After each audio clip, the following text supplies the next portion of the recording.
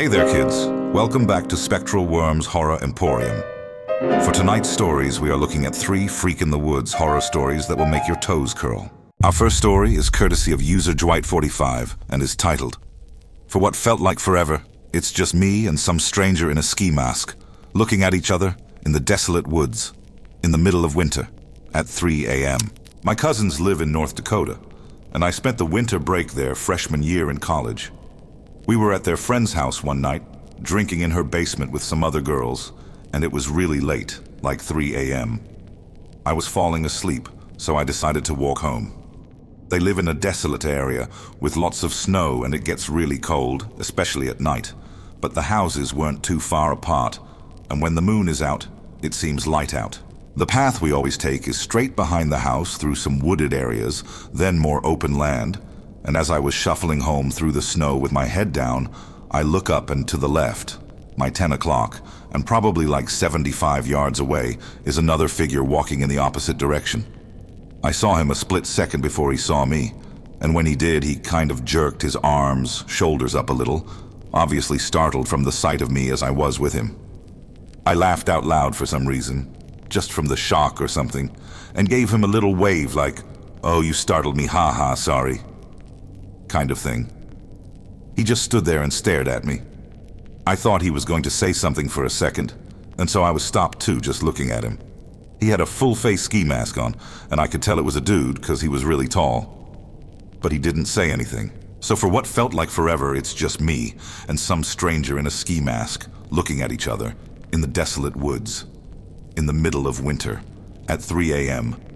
A huge chill went up my spine, and a voice said, "You need to get the fuck out of here, right now." I turned and started walking as fast as I could home. I have never been that scared in my life. I was a little drunk, stoned, and very paranoid. I imagined me walking home from the opposite perspective, and the man is running up from behind with an axe. So I literally just screamed and started sprinting as fast as I could all the way home, thinking that this guy could easily follow my tracks in the snow, and I'm gonna get murdered. Luckily, I didn't, but I don't think I'll be visiting them again anytime soon. Our next story is from user Outworlder39, titled Church in the Woods. Long-time lurker on here using a throwaway. I've recently found myself snowed in and bored, so I figured I'd finally share my own story. This really happened, and this is how it went down. No bullshit. This isn't fiction. And I'll warn you, it's long. I grew up in Ohio in the 70s, and me and my childhood friend Joe were outside all the time we could manage it. Joe lived on a farm that bordered a pretty big forest, and my parents would drop me off in the morning, and we'd stay in the woods all weekend. We'd only come out for school. We loved pretending we were frontiersmen. We'd build shelters, traps, practice making fire with sticks, the whole 9 yards. When we got to be in high school, we got this notion to pull a Stand By Me. This was based on the movie of the same name that had just come out. The idea was that we'd walk the railroad tracks out in the country, but instead of looking for a dead body, we'd find cool bridges to fish from and camp a little ways off the tracks. Of course, we knew this was dangerous and we'd likely be trespassing, but we were kids. We had a lot of fun. We did find beautiful rivers. We discovered bridges no one went to. We fished. We hid from trains. At night, we camped in woods just near the tracks and made small, hidden fires. Nothing bad ever happened. It was idyllic. We did it multiple times without a problem. After high school, me and Joe went our own ways. We both left home, but always stayed in touch and tried to coordinate visits. One summer in the mid-90s, we were both in town for about a week. Days were with family. Nights we'd drink at a bar or sit by a fire at Joe's. One night we talked about our Stand By Me trips. Beer and nostalgia kicked in, and we decided to walk the rails again. Just one night camping. My wife dropped us at our old spot. She thought we were crazy. When she left, Joe suggested taking the opposite direction from usual. We knew the land, had a map, so I said, "What the hell?" The day was fine. Fun. A little sad in a good way. We found a bridge, smoked a joint, kept moving. Before dusk, we picked a forested spot to camp. Thick trees flanked the tracks, feeling like a tunnel. Before setting hammocks, we scouted the perimeter to ensure no houses were nearby. We walked about 100 feet into the woods, up a small incline. From the top, we saw an old building about 100 yards away, barely visible. We figured maybe a sugar shack, no road in sight, no lights or movement. We moved closer and saw it was an old church, weathered black with moss and rot. The cross still stood. Windows had no glass, no doors, pews visible inside. Abandoned. We didn't go in. No footprints, no paths. We headed back over the hill. The hill between us and the church made us feel safer, but the sight was still unsettling.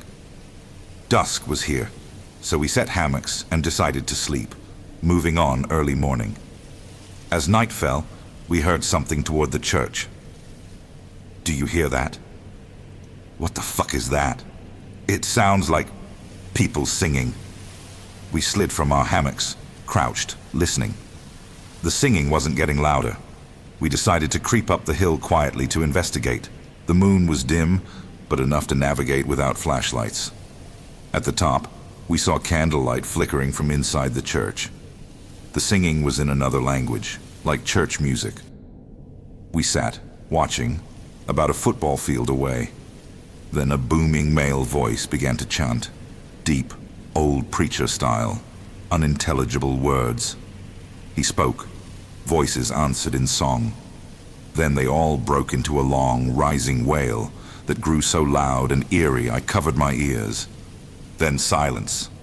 I was about to whisper, "Let's get the fuck out of here," when Joe hissed, "They're coming out!" Figures walked out single file, holding hands, some with flashlights. They sang again as they moved toward our hill. We bolted to camp, grabbed our gear, and ran to the tracks. We saw their lights shaking as they came down the hill. We ran and walked in spurts until the lights disappeared, then reached a road and small town. At a 24-hour gas station, we called my wife to pick us up. Friends thought it was kids messing around, but I know those voices weren't kids. I don't know who they were, but it was the creepiest thing I've experienced in the woods. This last story in tonight's Emporium is a real interesting one. Coming from user YetBoy0123, it is titled, "My grandfather had an encounter with feral people in the 50s. Early in January of this year, I accompanied my grandfather down to eastern Tennessee to the small, rural town he grew up in. After Hurricane Helene, my grandfather wanted to see how his childhood home, which is about a 20-minute drive east of the town, had fared during the devastating weather. While on this trip, however, my grandfather shared with me a lot of stories about his childhood, growing up in Appalachia. I learned a lot about him that I had simply never known. One story in particular, however, was genuinely scary, and I had trouble sleeping the night after hearing it. I still occasionally have weird nightmares about it.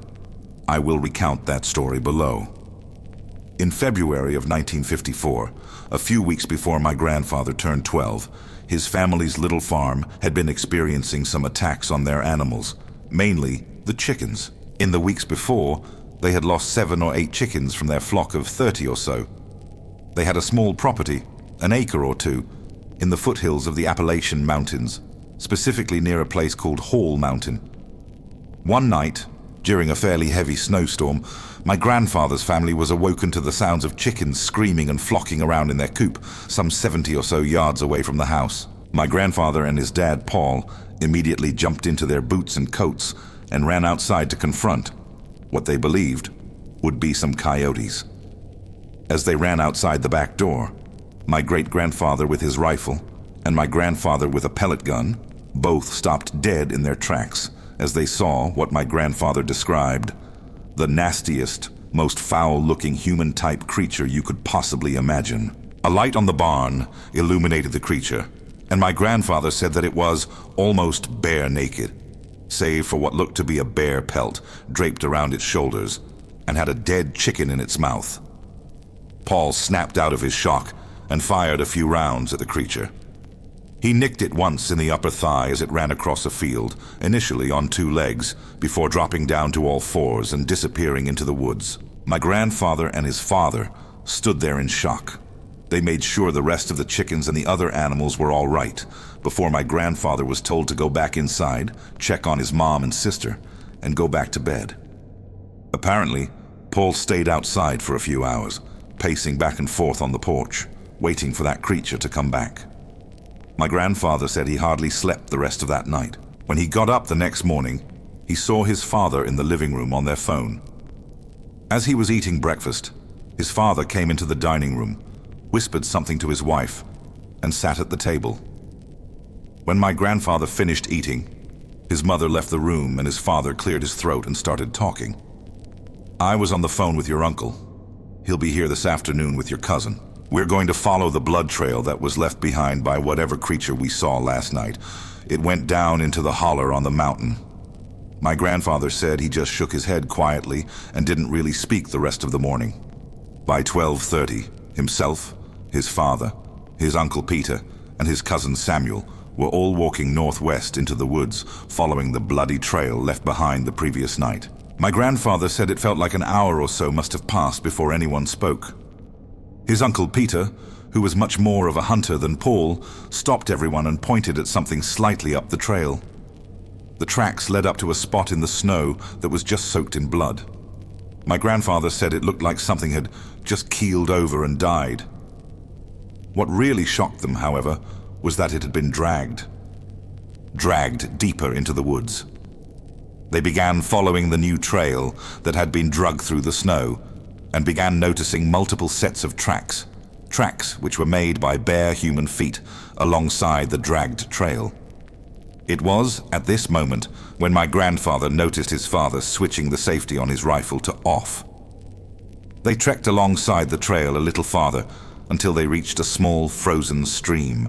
On the other side of the stream, tucked under a massive cliff overhang, was a cave entrance.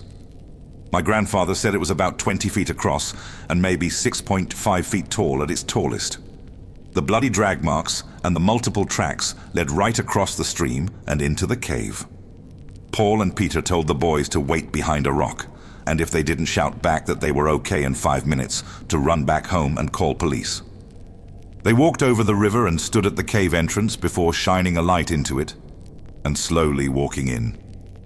My grandfather said that about 4 minutes passed before they heard his uncle's voice, but that it seemed like an eternity. They saw his Uncle Peter come out, and his father shortly followed. My grandfather said that they were both pale as ghosts and hardly spoke on the long hike back. My grandfather and Samuel begged Paul and Peter to tell them what they saw, but the two men wouldn't budge and said they would all talk later. They returned to my grandfather's house around 3 that afternoon, and his Uncle Peter and Samuel immediately got in their truck and left without saying a word. My grandfather and his father walked in through the back door into the kitchen where his mother was waiting anxiously. Paul hugged her and whispered something to her. She nodded and went into a separate room. Paul sat down at a desk in the kitchen and motioned for my grandfather to bring a chair over and sit. My grandfather did so, and this is what Paul told him. "Your uncle and I went into that cave, and we saw people. They aren't people like you or me or anyone you know. They're very different. They live deep in the woods and don't leave, hardly ever. They are almost like animals, I suppose. You might call them wild.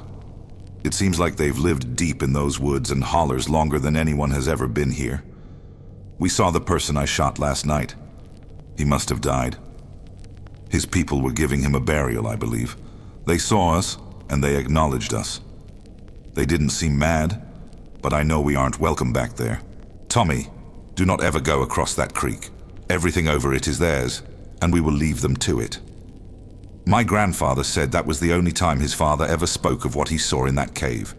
His father never went back, and neither did he. I know the whole feral people concept is up in the air, and most people don't believe it, which I understand. Honestly, I don't think I do either.